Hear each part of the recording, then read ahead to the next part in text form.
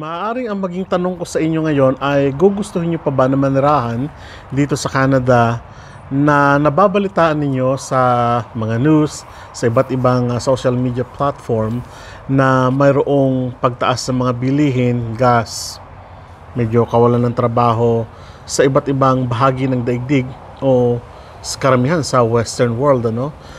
Dahil affected ang lahat ng tinatawag nating inflation. At alam ko yan, damang-dama ko sa inyo na mga nasa Pilipinas, lalong-lalo na ngayon na sa mga panahon na ito, mahal ang bigas, mura ang benta ng palay dahil sa sunod-sunod na kalamidad sa Pilipinas. Mayroong iba't ibang freeze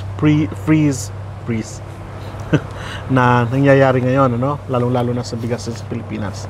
Pero bibigyan ko kayo ng mga ilang points na kung saan at least determinants kumbaga ng inyong pag-apply dito sa Canada at hopefully ay makatulong sa inyo kung kayo ay pupunta o hindi or what, para nang sa ganun ay makita nyo rin o ma-evaluate nyo rin yung sarili niyo if you really want to go to Canada or if you really need to go to Canada.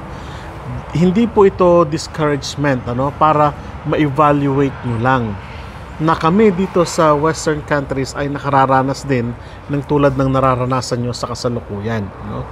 Na gusto ko lang ipakita sa inyo na ito yung isa sa mga reality kapag nandito ka na sa Canada. But I will talk not in a very specific but I will talk in general para mas maunawaan ninyo sa mga 4 points ng pag-uusapan natin, ano? So unahin natin yung real estate, ang tawagin natin bahay, rentals ng mga pabahay, ng mga apartments, ano. So may datos po akong bibigay sa inyo dito ayon sa statista.com. Ang sabi po dito, sa kasalukuyan o sa 2024 forecast, average resale house prices in Canada from 2011 to 2022 with a forecast up to 2024 by province. So sa British Columbia, naglalaro po ng in thousands po ito, no? Naglalaro po siya ng parang 1.92 million. Sa Ontario, $915,000. Alberta, $483,000. Canadian dollars. Quebec, $527,000. Sa Manitoba, $359,000. Saskatchewan, $344,600. Nova Scotia, $464,600. Newfoundland and Labrador, $325,000. Prince Edward Island, $409,000. New Brunswick, $330,000. And Canada as a whole is $789,000. So yan po, ano? So halos umabot ng $700,000 to $800,000 yung tinatawag nating resale ng house. Kapag bago, syempre mas mahal yung iyong babayaran sa bahay, pero ang pinag-uusapan natin ngayon ay ang resale houses o kung kukuha ka ng bahay na mayroon ng dating may-ari at binibenta, kumbaga second hand ng bahay, ano, pero maayos pa. So yan ang market ngayon. Pero syempre may mas mababa pa sa tinuran natin. But sabi nga natin, this is only an average na presyo ng bahay dito sa Canada at malaki talaga sa kasalukuyan yung interest rates. Kumbaga dito sa Saskatchewan dati ang sinasabi nila is 3 point something, 2 point something, pero ngayon halos umabot ng 4 point something percent per annum, annual yung interest rate ng bahay. So medyo malaki at sa konteksto ay halos umabot ng $780,000. Hindi ko na po kukwentahin yan sa Philippine peso. Medyo mas mahal talaga. But what I mean is makikita nyo po doon na may kamahalan talaga yung pagbili ng bahay sa kasalukuyan. Ayon naman po sa rentals.ca noong August 2023, the average asking rent in Canada reached another record high of $2,078 in July. Rents increase of like 8.9% annually, the fastest pace of growth of the past 3 months. So sa renta ng titira ngayon sa mga apartment, usually ay naglalaro sa $2,000. Totoo po yan, sa mga rentals ngayon. Ibig sabihin, usually kasama po dyan yung mga utilities. Pag sinabi natin utilities ay depende po kasi sa may-ari ng bahay o kaya ng apartment. Usually kapag maganyan na ang presyuhan, kasama na yung water, heat, and then yung gas, kung tawagin natin energy. So ganun po yung kalakaran, in average po yan. So medyo mataas din po kahit na ang renta ng bahay, pero makikita natin sa bandang huli na kaya pa naman, ano? Kaya pa namang tustusan yan. So ibig sabihin ito yung may 2 to 3 bedrooms, pero pag 1 bedroom usually more or less $1,000. So ganun po ang ibig sabihin yan. So sasabi natin 1.8% per month kung di ako nagkakamali, per annum, no? Yung itinataas ng presyo ng renta ng apartment. So, medyo malaki po yun dahil nga, sabi nga natin, nahaharap tayo sa inflation rate sa kasalukuyan. Hopefully, by 2024, ang sinasabi nila may magandang forecast ito na mapababa, no? Dahil sa mga presyo ng gas, presyo ng trigo, pagkain, commodities, medyo sumasama lahat yung tinatawag nating mga renta, no? So, that is only housing. So sa gas naman po, ayon sa Gas Buddy, ang average regular price comparison by province, Alberta ay $1.43, Saskatchewan $1.57, Northwest Territory $1.59. Kung titignan natin, jump tayo sa British Columbia na halos umabot ng $2, Newfoundland halos umabot po ng $2.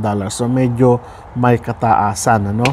Yung gas, kasi ang distribution ng gas dito usually nanggagaling sa Alberta, Saskatchewan at Manitoba. Kaya medyo mas mahal doon sa gawin ng British Columbia, no? Kasi mas maraming refinery dito sa central o sa, kung tawagin natin, prairies ng gas. At nung nagpunta kami sa Victoria nung nakaraang buwan, medyo ramdam ko yung gas doon kasi nung nagpunta kami doon halos umabot ng $2 something yung kanilang yung gas. Medyo malaki na po talaga yon.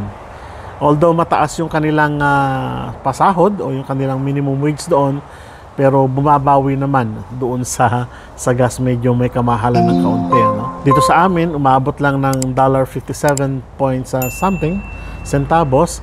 Ibig sabihin, kaya pa naman. Pero naabutan ko pa po kasi yung 90 cents, dollar something, $1.05, $1.20, something like that na gas, like way back more than 5 years ago na ang nakararaan. So na-enjoy pa namin yung ganong presyohan ng gas, pero ngayon medyo mataas na rin, medyo masakit na rin sa bulsa.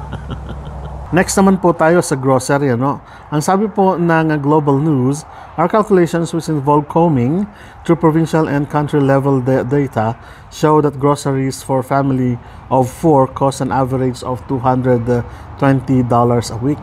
The mass is based on sample family that usually includes man and woman between ages 31 and 50 and teenage boy and a girl between ages of 4 and 8. So kung tutusin po natin, halos sa loob ng isang buwan aabot siya ng $1,000. Pero ito yung average na grocery ngayon, bilihin ngayon dito sa Canada. Medyo tumaas, nag-jump ng ilang mga porsyento. Kung matatandaan ko, nung kami ay bago pa lang dito, yung 250, 300, malaki na yon. Umaabot na ng isang buwan yun. Halos magdadagdag na lang kami ng gulay kapag kailangan namin of prutas weekly, pero hindi kami aabot ng 350 above dollars, no? Hindi kami umaabot ng ganon. Pero nung mga ilang panahon na lang, parang way back 2 years ago, yung 300, 400, kuminsan umabot kami ng $500 sa aming pag-budget. Yung dalawang kapatid ng misis ko, and then dalawa kami, so 4 kami, din isang bata. So parang a family of 4 adult and 1 child. So ganun yung grocery namin, umaabot siya ng 300 to 400. Kuminsan kapag nagdagdag kami ng extras namin, umaabot kami ng 450. So, ganun kalaki yung idinagdag o naidagdag sa inflation sa kasalukuyan. So, alam ko po yan dahil damang-dama po ng bulsa natin yan. Pero sabi ko nga, daman din natin sa Pilipinas kung gaano kamahal yung mga bilihin dyan, ano? So, it is not only Canada who is suffering from inflation. Lakas ng hangin.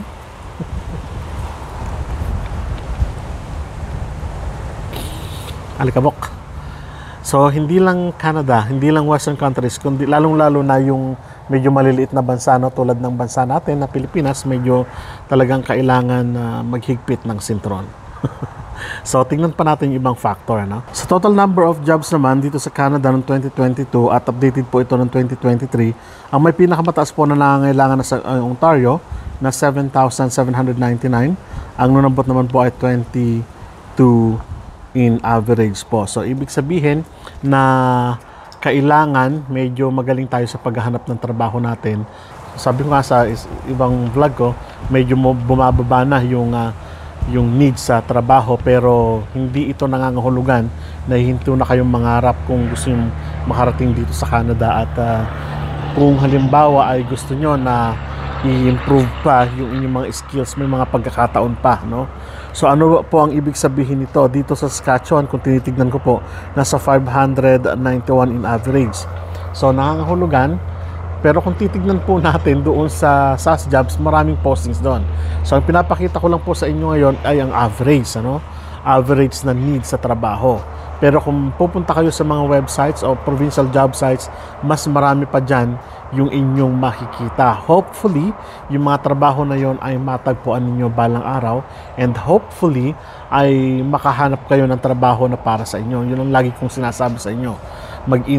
This is sabi ko nga, this is not a discouragement, pero this will serve as an encouragement na ito ay isa lang sa mga factor, no? Hindi lahat ng aspeto. Ito lang yung kumbaga medyo horror ang dating ngayon sa Canada at sa western countries, gayon din sa Pilipinas, ano? Pero hindi nangangahulugan na hihinto na tayo mangarap kung gusto natin makarating dito sa Canada. Maraming magagandang opportunities pa rin. Maraming magandang bagay pa rin dito sa Canada. Marami pa rin kayong sa tingin ko, mas marami pa rin yung positibo na makikita ninyo pagdating nyo dito sa Canada. Ngayon, damang-dama ko yung inflation rate. Kaming mag-asawa, kaming family dito sa Canada. Kaming naninirahan dito. Damang-dama namin yon, yung pagtaas ng gas, pagtaas ng bilihin, yung trabaho, bumababa, and so on and so forth. Rentals, bahay, tumataas. Kaya hindi pa po kami kumukuha ng bahay ngayon kasi napakataas po talaga ng rate. Siguro in 1 or 2 years more, 2 years more na panahon, saka pa lang kami kukuha. So may offer na po kami sa bangko na kumuha na kami ng bahay, pero hindi namin ginagrab kasi nga yung interest rate ay napakamahal. Kaya kami i-provide ng bangko ng pambili namin ng bahay, pang down namin sa bahay, pang mortgage kumbaga, but hindi namin tinitake advantage yon kasi alam namin na kami ang mahihirapan in monthly situation na sa ganitong panahon. Sabi nung isang financial advisor namin, this is not the right time na bumili kami ng bahay at mag-invest sa bahay. So medyo hindi muna kami doon. Upa muna kami at mas mura at mas nakakatipid kami sa kasalukuyan. So, ganoon lang po yan. Sabi ko nga, ito ay 5 points lang. Marami pa kayong makikitang mas magandang bagay, mas positibong bagay kaysa sa ipinakita ko sa inyo. No? Ulitin ko, this is not a discouragement, but I'm not discouraging you, pero ini-encourage ko kayo na ipagpatuloy pa rin yung pangarap. Nararamdaman namin, pero hindi tayo titigil. Maraming salamat at kita-kita po tayo sa mga susunod na vlog. Hanggang sa muli.